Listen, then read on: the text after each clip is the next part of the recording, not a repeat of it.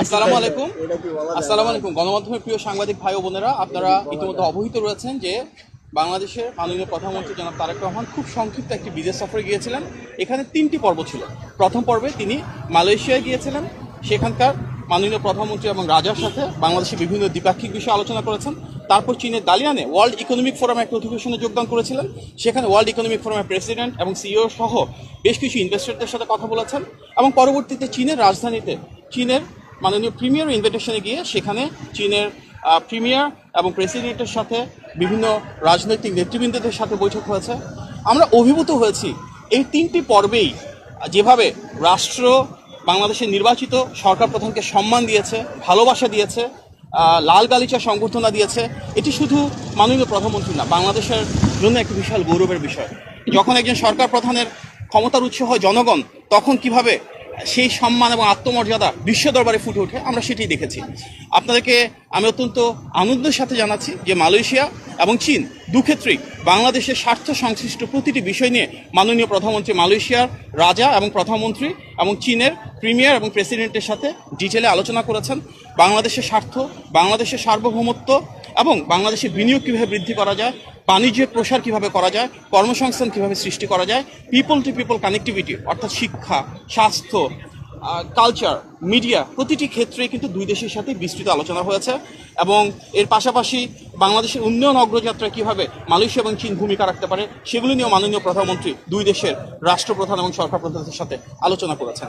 দুটি দেশের সাথেই শহীদ প্রেসিডেন্ট জিয়াউর রহমান এবং দেশনেত্রী বেগম খালেদা জিয়ার ঐতিহাসিক ভূমিকা রয়েছে এবং আমরা খুব আশ্বস্ত হয়েছে দেখে যে মালয়েশিয়া এবং চীন দুই দেশেরই সরকার প্রধান এবং রাষ্ট্রপ্রধান যারা রয়েছেন ওনারা শহীদ প্রেসিডেন্ট জিয়াউর রহমান এবং দেশনেত্রী বেগম খালেদা জিয়ার সেই অনবদ্য অসাধারণ ভূমিকার ভূয়সী প্রশংসা করেছেন, স্মরণ করেছেন।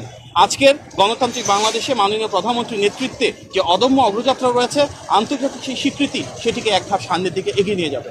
মাননীয় প্রধানমন্ত্রী শুধু যে বাংলাদেশের অবস্থান তুলে ধরেছেন কিংবা শুধু যে খুব আন্তরিকভাবে ওনাকে বরণ করা হয়েছে তাই না, আমরা দেখছি চীনের সেই সম্পর্ক বাংলাদেশের সাথে, সেই ঐতিহাসিক সম্পর্ককে উনি দ্বিপাক্ষিকভাবে একটা বহুমাত্রিক রূপ দিয়েছেন, যাকে আমরা বলছি যে লং টার্ম স্ট্র্যাটেজিক পার্টনারশিপ, অর্থাৎ দীর্ঘমেয়াদী অংশীদারিত্বের একটা প্রসার, যেটা মূল ভিত্তি হবে কৌশল।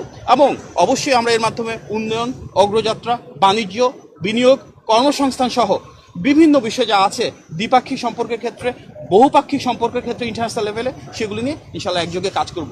মাননীয় প্রধানমন্ত্রী এবং চীন এবং মালয়েশিয়ার সরকার প্রধান যারা রয়েছেন তাদের মাঝে যে উষ্ণ সম্পর্ক আমরা দেখেছি, যে আন্তরিকতা আমরা দেখেছি, ইনশাআল্লাহ সামনের দিনগুলোতে বাংলাদেশকে এগিয়ে নিয়ে যাওয়ার ক্ষেত্রে, জনগণের ভাগ্য পরিবর্তন করবার ক্ষেত্রে সেগুলো অনেক বড় ভূমিকা রাখবে।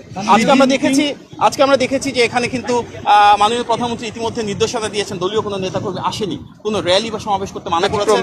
এই যে একটা নতুন ধরনের রাজনীতি, এই যে একটা ব্যতিক্রম ধর্মী চিন্তা, সেটির বহিঃপ্রকাশ আমরা দেখেছি।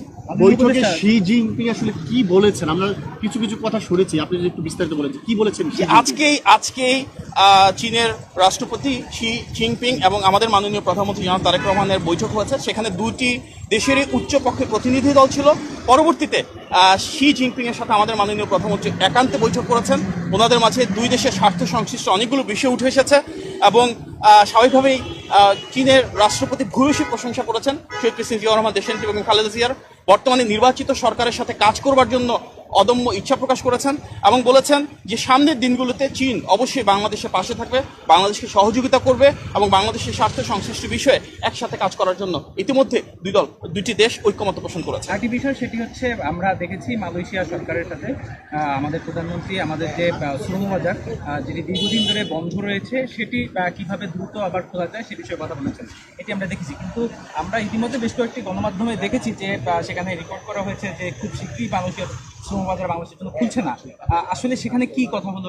দেখুন, এটা শুধু বাংলাদেশের ক্ষেত্রে না, মালয়েশিয়ার শ্রম বাজার বিশ্বের বিভিন্ন দেশের ক্ষেত্রে প্রযোজ্য। ওনাদের অভ্যন্তরীণ যে নীতিমালা রয়েছে সেই ইন্টারনাল প্রসিজিয়ার ফলো করবার পরে যত দ্রুত সম্ভব যদি কোনো দেশের মার্কেট ওপেন করা হয় তবে বাংলাদেশকে ফাস্ট ট্র্যাক করা হবে, প্রায়োরিটাইজ করা হবে। বাংলাদেশের এটি একটা অন্যতম স্বার্থের জায়গা।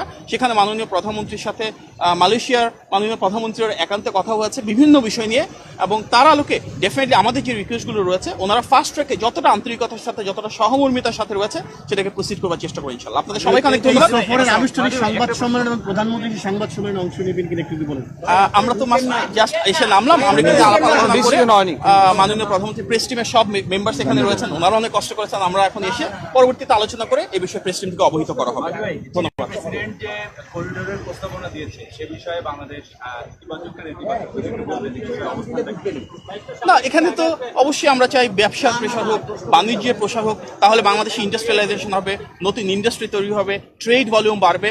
সুতরাং আমরা ইতিবাচকভাবে দেখছি। পরবর্তীতে এটা তো এখনো একটা ফ্রেমওয়ার্ক তৈরি করা হয়নি, প্ল্যানিং স্টেজে যাবে এবং ফিজিবিলিটি করা হবে। বাট ইন জেনারেল আমরা তো চাই শুধু নির্দিষ্ট কোনো দেশ না, এর মাধ্যমে সাউথ ইস্টের অন্যান্য দেশের প্রতি সাথে মার্কেটের একটা অবারিত উৎসব তৈরি হবে, আসিয়ান দেশগুলোর সাথে হয়তো বাণিজ্যের প্রসার ঘটবে। সুতরাং অবশ্যই এটা আমরা ইতিবাচকভাবে নিচ্ছি। পরবর্তীতে সামনের দিনগুলোতে এটা একটা বিশাল মহাপরিকল্পনা, সেটি নিয়ে ডিটেল স্টাডি করা হবে এবং আলোচনা করা হবে ইনশাআল্লাহ। আপনাদের সবাইকে অনেক ধন্যবাদ। আসসালামু আলাইকুম।